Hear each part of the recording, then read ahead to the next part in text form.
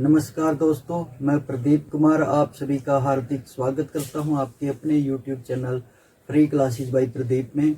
और आज हम संस्कृत अचटेट के लिए जो है कुछ महत्वपूर्ण प्रश्न करने वाले हैं, जिसमें से हमने आज शुरू करेंगे संस्कृत कवियों के उपनाम या फिर उनकी उपाधि से। ठीक है, संस्कृत कवियों के उपनाम या फिर उपाधि से हर बार एक प्रश्न आता है। जैसे कि यहाँ पर मैंने 3 प्रश्न लिखे हैं। पहला प्रश्न जो कि 2018 के पहला प्रश्न है सेट सी का अचटेट का, और दूसरा प्रश्न जो है ये 2019 में आया हुआ है अचटेट के अंदर, सेट सी का 140 नंबर प्रश्न था।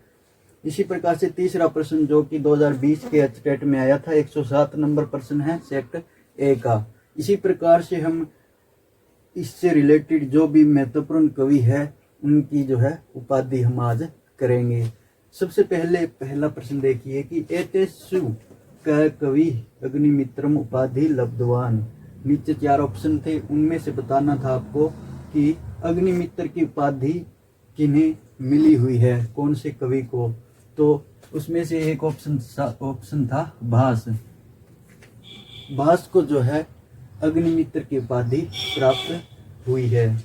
इसी प्रकार से तुरंगबान की उपाधि किन्हें प्राप्त हुई है, तो बाण भट्ट को जो है तुरंगबान की उपाधि मिली हुई है। इसी प्रकार से दीपशिखा जो है इसका संबंध कौन से कवि से था, तो कालिदास जो है कालिदास को दीपशिखा कहा जाता है। इसी प्रकार से और भी बहुत सारे संस्कृत के अपने कवि हैं जिनकी उपाधि आज हम करेंगे। आइए शुरू करते हैं। इसको अगर आप लिखना चाहें तो लिख भी सकते हैं, नहीं तो आपको नीचे टेलीग्राम चैनल का लिंक मिल जाएगा, वहाँ से आप इसकी PDF डाउनलोड कर सकते हैं। आइए शुरू करते हैं। सबसे पहले भास की अगर हम बात करें तो भास को अग्निमित्र भी कहा जाता है, ज्वलन मित्र भी इसको कह देते हैं। कविता कामिनी हास और बासोहास, ये जो उपाधि हैं या इनके जो उपनाम हैं ये भास के रहेंगे। अग्निमित्र जो कि 2018 का पहला ही प्रश्न था सेट सी का अचटेट के अंदर आया हुआ था कि अग्निमित्र कौन सी कवि की उपाधि है, तो उसका उत्तर था भास। आगे अगर हम बात करें माघ की, तो माघ को घंटा माघ भी कहा जाता है और सर्वाश्रय भी कहा जाता है। घंटा माघ और सर्वाश्रय जो है माघ की उपाधि या उपनाम रहेंगे।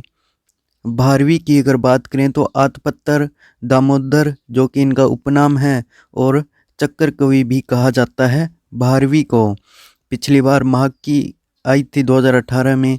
2019 के अंदर जो है तुरंगबान जो कि बाण भट्ट की उपाधि है तुरंगबान, वो आया हुआ था।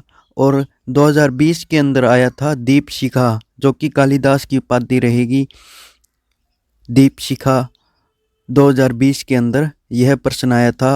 अब की बार आगे आने वाले एग्जाम में भारवी की भी पूछी जा सकती है।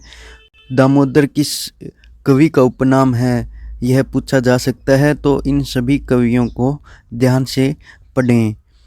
शूद्रक का उपनाम रहेगा शिनुक।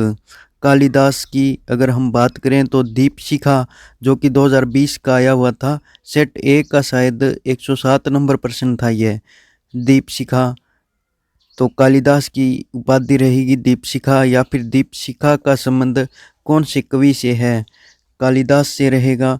रघुकार भी कालिदास को कहा जाता है। कवि कुलगुरु उपमा सम्राट कविता कामिनी विलास। कविता कामिनी हास की अगर बात करें तो भाष्यकर रहेगा, और कविता कामिनी विलास जो है कालिदास की उपाधि रहेगी। आगे अगर हम बात करें अंबिका दत्त व्यास की, तो घटिका शतकम सुकवि स्तावधान अभिनव बाण और भारत रत्न जो है अंबिका दत्त व्यास जी को कहा जाता है। इसी प्रकार से बाण भट्ट की अगर हम बात करें तो पंच बाणस्तु पंचानन कविता कानन केसरी वश्यवाणी चक्रवर्ती गद्य सम्राट वाणी बाणो वभु है। कविता कामिनी कौतुक तुरंगबान जो कि 2019 के अंदर आया हुआ था प्रश्न, तुरंगबान कौन से कवि की उपाधि है, जो कि बाण भट्ट की रहेगी। सर्वेश्वर और महानेम भुजंग ये जो नाम है या उपाधि है ये अपने बाण भट्ट की रहेगी। आगे भवभूति की अगर बात करें तो भवभूति को श्रीकंठ पदवाक्य प्रमाणज्ञ श्रीकंठ पदलाक्षणम वश्यवाक शिखरिणी कवि और परिणत प्रज्ञ भी इनको कहा जाता है भवभूति जी को।